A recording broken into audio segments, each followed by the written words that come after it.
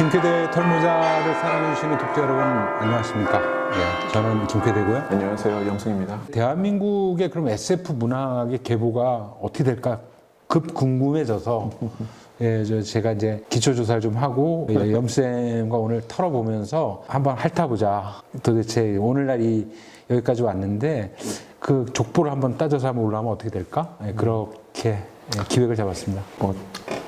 계속 드리는 말씀이지만 저는 뭐 아는 건 없고요. 어떻게 얻어 걸린 거 그런 것들이나 좀 읽어본 얘기나 좀 하고 그러고 넘어가는 게 좋지 않을까 싶어요. 그래서 부담 갖지 마시라고 핥아보자.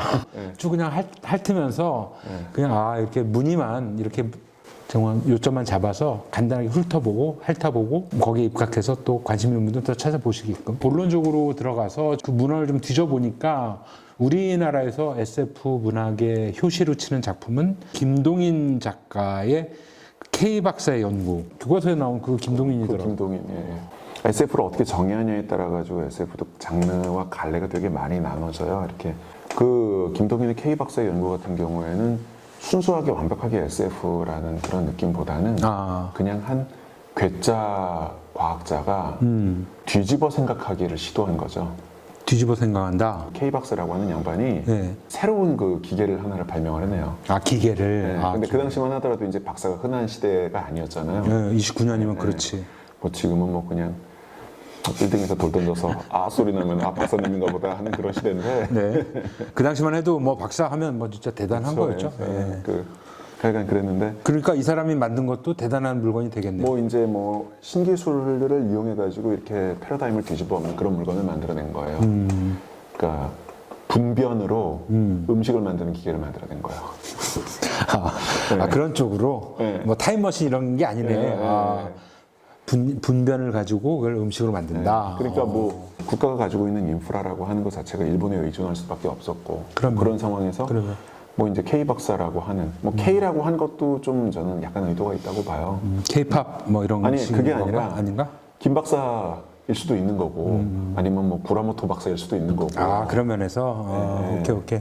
어쨌든 뭐 그런 내용이었다. 그런 의미로 이제 갈 수도 있는 건데 이 양반이 이제 분변을 가지고 음식을 만들었는데 근데 이제 사실 이 음식은 분변으로 만든 음식인데 하니까 이제 사람들이 뒤집어지는 거예요. 근데 이제 이 양반은 뭐가 잘못됐지? 뭐 그런 내용. 그런 내용. 단편이었고. 그리고 나서 이제 뭐 해방이 되고 뚝 떨어져서 이제 1950년대로 넘어오더라고요. 자료에 의하면 50년대, 60년대 해서 50년대에는 한낙원 씨라는 분이 계셨고 65년에 문윤성이라는 분이 이제 계신 걸로 나오더라고요. 간략하게 한낙원은 어떤 분이셨고 한낙원이라고 하는 분에 대해서는 제가 뭐 자세하게 아는 바는 없어요. 주로 뭐 미국산 SF 소설을 번역 번안을 해서 어린이 잡지에 뭐 연재를 했다. 뭐 이 정도밖에 안 나오거든요. 쉬운 소설. 1930년대, 40년대 뭐 그때까지만 해도 이제 쉬운 글들, 걔네를 표현한 펄프 픽션이라고 얘기를 하는 그냥 한번 읽고 버리는 소모성이 있는 읽고 이거 어떤 킬링 타임이라고 볼 수 있고. 사실 뭐 그렇지 않은 장르가 뭐가 있겠습니까? 뭐 그렇긴 한데 양적 성장이 또 질의 성장을 이루어내는 거고 그런 거니까요. 그런데 이제 그런 것들이 당시 이제 미군 기지를 통해 가지고 미군 기지가 있었구나. 연재가 되는. 미군 기지가 우리가 떠올릴 수 있군요. 그러니까 저는 이런 분들 같은 류를 이제 옛날에 어디서 이제 들은 거예요. 기지촌 지식인이라고 보통 얘기를 하더라고요. 저번에도 한번 얘기하셨어요. 기지촌 지식인. 맞아요. 그러니까 미군 기지 주변에서 살고 있던 분들이 그러니까 미군이 갖고 있던 어떤 문화적 컨텐츠들을 재빨리 수입을 해가지고 그래가지고 이제 그걸 뿌려내는 이런 형태. 당신 또 뭐 저작권 개념도 희미할 때고 뭐 일본 어차피 막혔으니까 단절돼 있고. 일본이 막힌 건 아니에요. 일본이 막힌 건 아니고 사실 그러니까 이런 말씀을 제가 뭐 국교 수교가 60년대 되지 않았나? 50년대. 근데 외람되게 이런 말씀을 드려도 될지는 모르겠는데 문화뿐만 아니라 어떤 지식적 장르에 있어서의 그런 일본에 대한 빚은 전 적어도 한 세기 이상은 지고 있었다라고 저는 보는 입장이거든요. 90년대까지만 해도 일본에 번역된 소설이 재번역돼가지고 우리나라에 다시 이제 뭐 50년대도 그렇게까지는 아니어도 분명히 존재를 했었다. 항상 그런 거를 어떻게 그렇게 올 수밖에 없었던 거죠. 그러니까 그런 분들 중심으로 해가지고 이제 우리나라의 나왔다. 기존 지식인이라는 개념. 네. SF라고 하는 장르들을 이제 좀 수입을 해서 번역을 하셨던 오케이. 당시에 있었던 뭐 펄프 픽션류의 이런 또 약간의 있었죠. 뭐 완성도가 높았던 그런 소설들을 이제 중심으로 좀 네네. 들어오다가 제 이건 뭐 어디까지나 사견입니다. 이런 소설이라든지 이런 내용들을 이제 보고 자라나셨던 분들이 어떤 하나의 그 팬덤 같은 거라든지 아니면 장르에 대한 이해에 빨랐던 분들이 좀 계셨던 것 같아요. 이런 분 중에 하나가 저는 문윤성 씨. 네, 작가님. 우리나라 이제 최초의 장편 소설 SF 장편 SF 소설. 예. 이분이 그런 의미를 갖더라고. 이 완전 사회라는 작품. 네, 이분이 이제 그 당시에 있어서 대단하다 그랬던 느낌이 좀 들었던 게 뭐 내용을 읽어보시면 아시겠지만 SF라고 하는 장르 문학에 섹슈얼러티를 집어넣어요. 그렇죠. 네, 미래의 남자와 여자가 그러니까 젠더의 그렇지. 논란뿐만 아니라 섹슈얼러티 그 자체를 집어넣었다라고 얘기하는 건데 사실 그 당시면 이거 애들 보라고 쓴 소설은 아니잖아요. 그러니까요. 아 이런 시대에 방금 얘기했지만 좀 파격적으로 그런 상상을 했다. 이분은 사실 근데 좀 추리 작가였다 그래요. 맞아요. 그렇게 나오더라고요. 네, 추리 작가 쪽으로 작가였다 맞아요. 그래가지고 이분의 다른 소설 같은 경우는 뭐 일본 총리 납치 사건, 그러니까 추리라기보다는 뭐 정치 스릴러에 가까운 뭐 그런 책을 좀 쓰셨다가 그러다가 뭐 어떻게 살아가셨는지 모르겠지만 하여간 이번에 시대가 좀 사라지고 그렇죠. 그러고서 이제 자연스럽게 그 반백사 사신 분이 함께 시대를 같이 하셨던 그 개발 독재 시대가 이제 들어오게 됐어요. 맞아요. 예. 그래서 이제 드디어 1970년대로 넘어오는데 여기서부터 이제 얘기거리가 좀 많이 나옵니다. 그래서 조사를 해보니 박정희 대통령의 개발 독재 시대인데 이 경제 발전이 이제 뭐 지상 과제였잖아요. 그쵸. 예, 경제 발전해야 되고 잘 살아보세요. 예. 그때 필연적으로 과학기술 분야를 상당히 우대하고 중시하고 뭐 이런 시대가 열렸단 말이야. 과학기술. 이게 이제 SF하고 이제 결이 이제 고리가 연결고리가 생기는 거잖아요. 예, 그 공상과학소설이라는 타이틀을 달고 학원사, 삼성출판사 등에서 일본 중역판의 청소년 취향 SF 전집이 나오기 시작했다. 이때 또 전집의 시대였죠. 없는 집이 없었어. 저희 집도 SF 전집이 저 SF 전집뿐만이 아니고 추리소설 전집 문학 이제 세계 명작 동화부터 시작해서 추리 뭐 SF도 물론 있었겠습니다만 그때는 하여튼 전집의 시대였어. 없는 집이 없었으니까. 아동 문학 해가지고 이렇게 뭐 아동 도서 전집 또 아동은 주로 이제 부모들이 몰빵을 일단 전집을 누가 사요? 부모님이 사지. 애들이 뭔 아니, 본인들이 좀 마음이 좀 따뜻해지잖아. 집어넣으면. 얘기가 조금 했는데 그 팬덤 문학 전집이라 그래가지고 그 페이퍼백으로 내었던 그런 그 추리소설 전집 시리즈가 있었어요. 오, 그래요? 그런 것들이면 이제 애들이 돈 모아서 한 권 두 권 모으는 재미로 샀지. 이때 전집은 일단 무조건 하드커버. 무조건이야. 네, 무조건 하드커버 일단 무조건. 먹고 들어가고. 맞아요. 그래야 단가가 높아지고 비싼 값을 받을 수 있으니까. 은근 한자도 있고. 맞아. 여기 돈 좀 기억나. 썼다 그러면 컬러도 좀 넣고 컬러도 좀 넣고 그랬던 거죠. 그러면서 이제 전집 아동 문학 전집, 순수 문학 전집이 나오면서 이제 사이사이에 제가 기억으로 뭐 해저 이말리 같은 거 이제 그렇죠. 30 몇 번인가 이제 들어가 있었던 것 같고 뭐 이쪽에 보면은 뭐 루팡 들어가 있고 저쪽에 또 셜록 홈즈는 별도로 또 나오기도 하고 중요한 거는 이제 SF 작품들이 전집 사이사이에도 이렇게 이제 끼어 들어가는 형태로 구색 차원에서 그러면서 뭐 아시모프의 강철 도시나 어슐러 르귄의 뭐 어둠의 왼손 이런 것들도 뜻밖의 막 거의 막 들어가 있다고 나오더라고요. 저 어슐러 리군이 들어가 있는 줄은 제가 몰랐어요. 이번에 찾으면서 보니까 아시모프가 이제 월남전 이전에 있었던 어떤 장밋빛 미래 같은 걸 많이 보여주고 그러면서 그 2차 대전을 겪으면서 미국이 이제 도덕적인 헤게모니를 먼저 주게 되잖아요. 그렇죠. 근데 그거의 어떤 정신적 계승자라고 본다 그러면 뭐 짧은 지식 얘기를 드린다면 어슐러 르긴 같은 경우는 이제 반전 세대죠. 베트남 전쟁 반전 세대다. 그거에 대해서 이제 그럼 우리가 베트남 전쟁을 전과 후로 해서 아시모프와 어슐러 르긴이 좀 나뉜다고 봐도 되는 건가요? 뭐 대표 작가라고 말하기는 좀 그렇습니다만 그렇지만, 어슐러 르긴 같은 경우는 월남전이 보여줬던 미국의 민낯 같은 거에 대한 어떤 풍요 속의 빈곤 그런 거에 대한 이야기들을 좀 다뤘다고 라고 하더라고요. 그렇군요. 그래서 어쨌든 70년대에 과학이 중시가 되고 SF 문학에 대한 수요도 이제 분명히 존재를 했는데 중요한 건 이제 뚜렷한 작가는 등장하지 않았다. 이 글 쓰는 작가로는 대신에 여기 김청기 감독이 나오셔.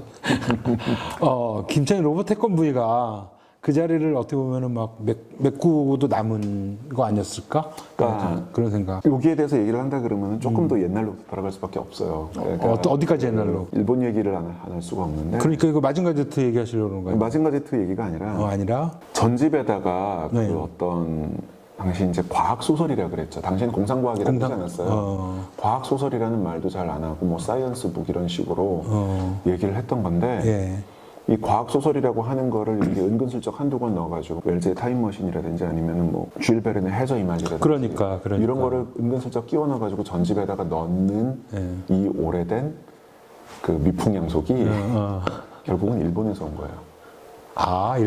일본풍이야? 그렇구나. 저 짧은 지식에 조금 떠든다 그러면 외람된 얘기지만 대한민국이 갖고 있는 또 대한민국을 넘어서 동아시아 전체가 갖고 있는 어떤 지식에 대한 혹은 문화에 대한 어떤 뿌리는 일본이라고 하는 나라의 빚을 넘어갈 수가 있을지는 좀 솔직히 의문이에요. 그러니까 이거를 가지고 저는 결코 뭐 우리가 식민지, 그러니까 정신적 식민지다라고 저는 결코 생각하진 않아요. 그러니까 예를 들면 뭐 어떤 어휘 자체가 우리나라에 번역돼 왔을 때라든지 아니면 문화가 우리나라에 수입돼 왔을 때 그거에 대해서 선구안적으로 번역을 했던 사람들이라든지 그리고 번역을 했을 때 그 우리가 받아들임에 있어서 옳다 그르다를 판단했던 그런 선구자들의 노고에 대해서 저는 결코 폄훼할 생각은 없어요. 그런데 일본이 했던 것들에 있어가지고 우리가 해방 이후에 되게 무분별하게 그대로 받아들였던 것들은 우리가 인정하고 넘어갈 수밖에 없다는 거죠.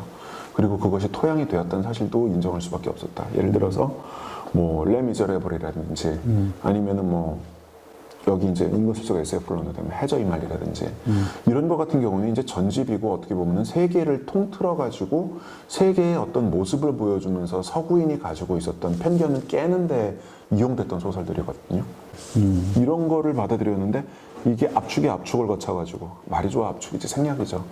생략의 압축을 거쳐가지고 결국은 레미제라블이 가지고 있었던 대하 드라마적 메시지 그리고 거기에 있었던 혁명과 혁명 외에 있었던 사람들에 있었던 그런 어떤 사회상에 대한 모습들은 전부 다 거세되고 그리고 그냥 불쌍한 장발장 이라는 드라마만 남게 돼가지고 책에 쏙 끼어들게 되고 해저 이말리도 그런 식으로 쏙 끼어들게 되니까는 양서이긴 한데 이걸 어떻게 수입하냐 그러면 결국 식민지가 가지고 있었던 또 일본이 가지고 있었던 그 우생학적인 코드로서 얘네들을 접근할 수밖에 없는 얘기를 했던 거예요. 자, 그러면 이제 김청기의 로봇 태권브이 얘기가 나왔는데 여기까지 왔어요. 네. 그럼 어떻게 그러면 이거 연결이 되는 걸까요? 자, 김청기의 로봇 태권브이 같은 경우는 그냥 간단해요. 돈 되는 거 수입한 거예요. 근데 마징가 제트를 수입을 했는데 뭐 마징가 제트가 우리나라 게 아니라는 사실은 막연하게 알고 있었지만 일본 거라는 생각 자체는 못했던 거죠. 그럼 우리도 비슷하게 한번 가보자. 그러면서 표절 얘기가 나올 수밖에 없어요. 그렇죠. 표절 얘기는 나올 수밖에 없어요. 몸통은 그대로 사실 마징가 제트랑 그레이트 마징가 합쳐놓은 거고. 그런데 이제 거기에 대한 2000년대 중반에 그 얘기가 있었어요. 내용 자체에 있어서는 신선하지 않았냐.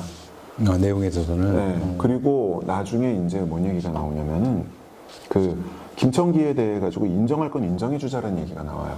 그러니까 그 얘기가 무슨 얘기냐? 70년대를 넘어가지고 70년대 후반부터 80년대 중반까지 우리나라가 그 어떤 일본 완구 하청 사업을 했었기 때문에 그 완구 하청이라고 하는 그거를 인정을 하고 그리고 일본이 갖고 있는 일본의 캐릭터를 그대로 복제를 해서 우리나라에 어떻게 좀 널리 퍼뜨리면서 그러니까 수입 시장의 내수화를 꾀한 사람이 아니었냐 라고 하는 사람들이 주장이 있거든요.